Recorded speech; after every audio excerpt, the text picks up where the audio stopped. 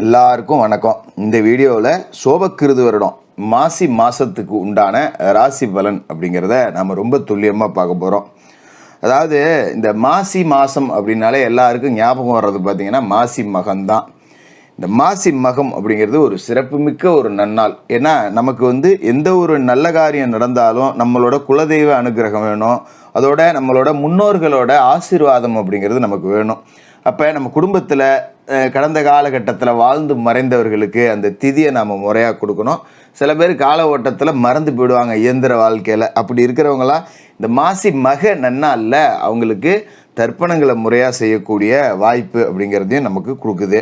இப்போ இந்த மாசி மக நாளில் முன்னோர்களுக்கு செய்ய வேண்டிய காரியங்களை செய்யுங்க.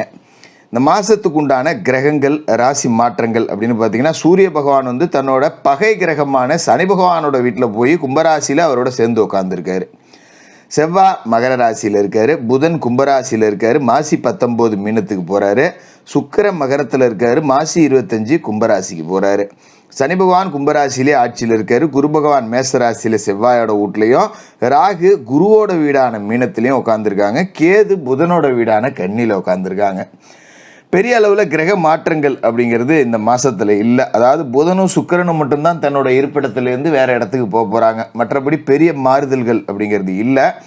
காலசக்கரத்தோட 11வது வீட்டில் சனியும் சூரியனும் பகை கிரகங்கள் கூட்டணி போட்டிருக்கு. இது ஒரு விதமான ஆபத்தை கடந்து ஜெயிக்கக்கூடிய அமைப்பு அப்படிங்கிறது தான் காட்டுது. சரி, உங்களுக்கு எப்படி இருக்குது அப்படிங்கிறத பார்த்துருவோம். மேசராசி நேயர்களே, உங்களுக்கு இந்த மாசி மாதம் எப்படி இருக்குது அப்படின்னு பார்த்தோம்னா, உங்களோட ராசி அதிபதி எங்கே இருக்கார் அப்படிங்கிறத நம்ம ரொம்ப துல்லியமாக பார்க்கணும். ஏன்னா வருட கிரகங்களோட மாற்றம் அப்படிங்கிறது பெருசாக எப்போவும் நடக்க போகிறதில்ல. வருடத்துக்கு ஒரு தடவை தான் குரு மாறுவார், 2.5 வருஷத்துக்கு ஒருக்க சனி, 18 மாதத்துக்கு ஒருக்க ராகு கேது. அப்போ மாத கிரகங்களோட மாற்றத்தை நம்ம ரொம்ப துல்லியமாக பார்க்குறப்ப ராசி அதிபதியோட மாற்றத்தை நம்ம பார்க்கணும். அந்த வகையில் பார்த்தீங்கன்னா, இந்த மாதம் முழுக்கவே உங்களோட ராசிக்கு அதிபதியான செவ்வாய் மகர ராசியில் சனி பகவானோட வீட்டில் இருக்கார். அதாவது மகர ராசி அப்படிங்கிறது ஒரு அற்புதமான இடம் செவ்வாயை பொறுத்த வரைக்கும். ஏன்னா அங்கே போய் அவர் சாதாரணமாக உட்காரல, உச்சமடைஞ்சு உட்காந்துருக்காரு அப்படிங்கிறதையும் நம்ம மறந்துடக்கூடாது.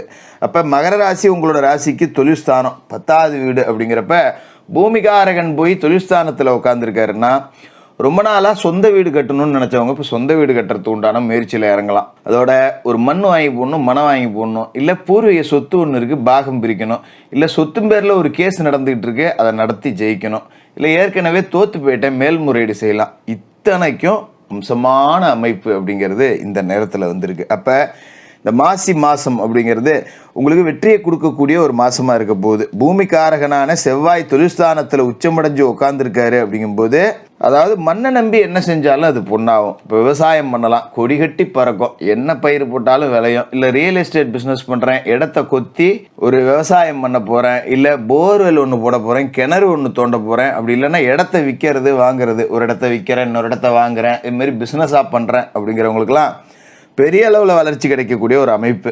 ஏன்னா ராசிக்கு அதிபதி உச்சம் அப்படிங்கிறது நாம உச்சம் அடைஞ்ச மாதிரி தான். அதோட கிரகங்களோட ராஜா சூரியன் லாபஸ்தானத்தில் இருக்காரு, சனியோட சேர்ந்துக்கிட்டு ஏற்கனவே சனி அங்கே இருக்காரு.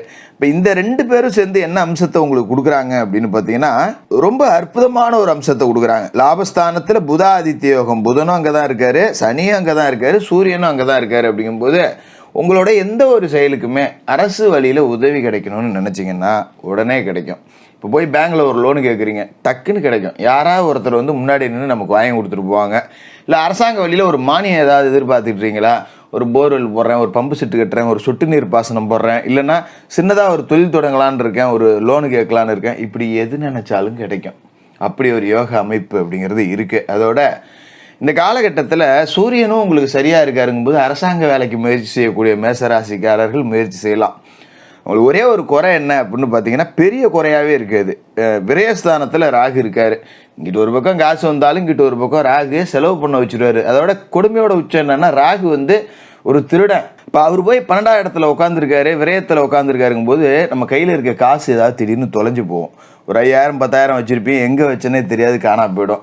உதாரணமாக ஒரு கடைக்கு போகிறோம், ஒரு பொருள் வாங்குறோன்னா கூட அங்கே எதையாவது மறந்து வச்சுட்டு வந்துடும். அப்போ இந்த காலகட்டத்தில் நம்ம பயணங்கள்லாம் ரொம்ப கவனமாக இருக்கணும். ஒரு லக்கேஜை வச்சுட்டு வந்துடுவோம், இல்லை மாற்றி எடுத்துகிட்டு வந்துடுவோம், இல்லை ஏதாவது களவு போயிடும். இது மாதிரி நடக்கிறதுக்கு வாய்ப்பு இருக்குது. அதாவது நல்லது ஒரு பக்கம் நடந்தாலும் இந்த ராகு கொஞ்சம் குடைச்சல் அப்படிங்கிறத கொடுப்பாரு. அப்படியே பொருளுக்கு ஆளா போகலனாலும் நம்மளை தீய பழக்க வழக்கத்துக்கு ஆளாக்குவார். நல்லா இருக்கிறவனை ஒரு தண்ணி வண்ணி குடிக்க வச்சுருவார், ஒரு பீடி சிகரெட்டு பழக்கத்துக்கு ஆளாக்கி விடுவார். இந்த மாதிரி வேலையெல்லாம் ராகு செய்வார். அப்படிங்கும்போது கொஞ்சம் கவனமாக இருந்துக்கிறது நல்லது. அதோட சில பேருக்கு தோலில் வியாதி வரும். திடீர்னு பார்த்தீங்கன்னா அரிக்கும், அது அப்படியே பெருசாக தடிப்பாக இருக்கும், பூச்சிக்கடி மாதிரி வருதுன்னு சொல்லுவாங்கள்ல, அந்த மாதிரிலாம் இப்போ வர்ற வாய்ப்பு இருக்குங்கிறதால கூடுமான வரைக்கும் லேசாக சின்னதாக ஏதாவது ஒரு கொப்பளம் தெம்பட்டால் கூட போய் டாக்டரை பார்த்து வைத்தியம் பார்த்துக்கிறது அப்படிங்கிறது நல்லது. சரி, இப்போ சுக்கிர பகவான் எங்கே இருக்கார் அப்படின்னு பார்த்தீங்கன்னா, அவரும் உங்களோட ராசிக்கு 10வது வீடான மகரத்தில் இருந்துக்கிட்டு 25ஆம் தேதி கும்பராசிக்கு வராரு. சுக்கிர பகவான் ரொம்ப அம்சமான இடத்துல உட்காந்துருக்காரு. அதாவது உங்களோட ராசிக்கு தனஸ்தானத்துக்கும் அவர் தான் அதிபதி, கலத்திர ஸ்தானத்துக்கும் அவர் தான் அதிபதி. ரொம்ப அற்புதமான இடத்துல அவர் உட்காந்துருக்காரு. நல்லது தான், நீங்கள் பயப்பட வேண்டியதில்லை. கலைத்துறை, இசைத்துறை, ஓவியத்துறை, நாடகத்துறை, நடிப்புத்துறை இது சார்ந்து இருக்கக்கூடியவர்களுக்கு பெரிய வாய்ப்பு உருவாகி கொடுக்கும். ரொம்ப நாளாக சுற்றிட்டு இருக்கேன், ஒரு வாய்ப்பு கிடைக்க முடியாது, எவனும் தர மாட்டேங்கிறான் அப்படின்னவங்களுக்குலாம் இப்போ வாய்ப்பு கிடைக்கும்.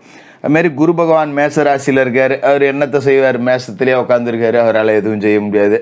கெட்டதும் கிடையாது, நல்லதும் கிடையாது. அதாவது தானும் படுக்க மாட்டான், தள்ளியும் படுக்க மாட்டாங்கிற மாதிரி குரு உட்காந்துக்குவார். நீ எதாவது பண்ணி எப்போ மற்றக்கிறேன் ஏதாவது கொடுத்தா வாங்கிக்க, நான் அதை எடுக்க மாட்டேன், என்கிட்ட எட்டனா நீ கேட்கக்கூடாது அப்படிங்கிற மாதிரி அவர் உட்காந்துக்குவார். கேது உங்களோட ராசிக்கு 6வது வீடு கன்னி ராசியில் உட்காந்துருக்காரு. 6ல் கேது இருக்கும்போது எதிரிகள் பெரிய அளவில் நீங்கள் யோசிச்சின்னா புஷ்ஷுன்னு போயிடுவாங்க. சனி உங்களுக்கு அற்புதமான இடத்துல இருக்கார். எதிராளிகள்லாம் உங்களை கெடுக்கணும்னு நினச்சா தானாக கெட்டு போயிடுவாங்க. ராகு விரயத்தில் இருந்தாலும் கேது எதிரிகளை பலமிழக்க வைக்கிறார். அதனால் நீங்கள் பயப்பட வேண்டியதில்லை. அதாவது ஒரு பெரிய கடன் வர்ற மாதிரி இருக்கும், திடீர்னு அது அடைஞ்சு போயிடும். திடீர்னு ஒரு வியாதி வர்ற மாதிரி இருக்கும், சப்பையாக ஒரு 200 ரூபா வைத்தியத்தில் சரியாகி போகும். அதுமாரி பகை அப்படிங்கிறது தான், பார்த்தா பெரிய பிரச்சனை வர்ற மாதிரி இருக்கும், தானாகவே அடங்கி போயிடும். இந்த நோய், கடன், பகை, எதிரிகளை சமாளிக்கக்கூடிய இடத்துல கேது உட்காந்துக்கிட்டு அவங்கள எல்லாத்தையும் டம்மி ஆக்கி விட்டுருவார். அதனால் நீங்கள் பெருசாக பயப்பட வேண்டியதில்லை. தொழில் செய்யக்கூடியவர்களுக்கு நல்ல வருமானம் இருக்குது. ஆனால் கொஞ்சம் அசட்டையாக இருக்கக்கூடாது. நம்ம வேலையை நம்ம தான் செய்யணும் அப்படின்னு சொல்லிட்டு வழக்கமாக 5 மணி நேரம் வேலை செய்கிறோம், 8 மணி நேரம் வேலை செய்கிறோன்னா இன்னும் 2 மணி நேரம் சேர்த்து வேலை செய்யணும். அப்படி செஞ்சிங்கன்னா இப்போ உள்ள கிரக அமைப்புகளுக்கு கொடி கட்டி பறக்கலாம். அப்படி ஒரு யோகம் அப்படிங்கிறது உங்களுக்கு இருக்குது. அதோட செவ்வாயே உச்சத்தில் இருக்கார். நான் ஏற்கனவே சொல்லிட்டேன், அதை மறந்துடக்கூடாது. அந்தளவுக்கு வாய்ப்பு கொடுப்பாரு. புத ஆதித்ய யோகமும் செயல்படுது லாபஸ்தானத்தில். அப்படிங்கிறதால இந்த கல்வி சார்ந்த முயற்சிகளில் வெற்றி கிடைக்கும். மாணவர்களுக்கு கல்வி ரொம்ப அற்புதமாக இருக்கும்.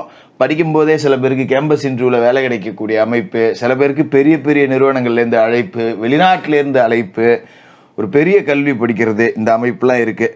19ஆம் தேதி அன்னைக்கு புதன் மீனராசிக்கு வராரு. விரயஸ்தானத்துக்கு ராகுவோட இணைகிறாரு. அப்படிங்கும்போது இந்த மாசி 19ஆம் தேதிக்கு மேலே முக்கிய முடிவுகள் எடுக்கும்போது கொஞ்சம் மனக்குழப்பம் இருக்கும். ஏன்னா புத்திகாரகன் புதன் போய் விரயத்தில் அடிபடுறாரு, விஷப்பாம்பு ராகு கிட்ட மாட்டிக்கிறாருங்கும்போது நம்ம சுய முடிவாக எதுவும் எடுக்க வேண்டாம். ஏதாவது முக்கியமான காரியம், ஒரு தொழில் தொடங்குறேன், ஒரு வேலைக்கு போகிறேன், இல்லை இருக்கிற வேலையை ரிசைன் பண்ண போகிறேன், இல்லை ஒரு வெளிநாடு போக போகிறேன், இல்லை கல்யாணம் பண்ணலான்னு இருக்கேன், இப்படி எந்த முடிவு எடுத்தாலும் நம்ம குடும்ப மூத்த உறுப்பினர்கள்கிட்ட ஆலோசனை கேட்டுட்டு தான் செய்யணும். தான் சார்ந்த முடிவை தான் எடுத்தோம் அப்படின்னா புத்தி தடுமாறும், முடிவு தப்பாக போகும். அப்படிங்கிறத 19ஆம் தேதிக்கு மேலே புதன் காட்டி கொடுக்குறாரு. அதனால் சொந்த முடிவுகள் அப்படிங்கிறத எதையும் எடுத்துக்காமல் கொஞ்சம் கவனமாக இருந்துக்கிறது அப்படிங்கிறது நல்லது.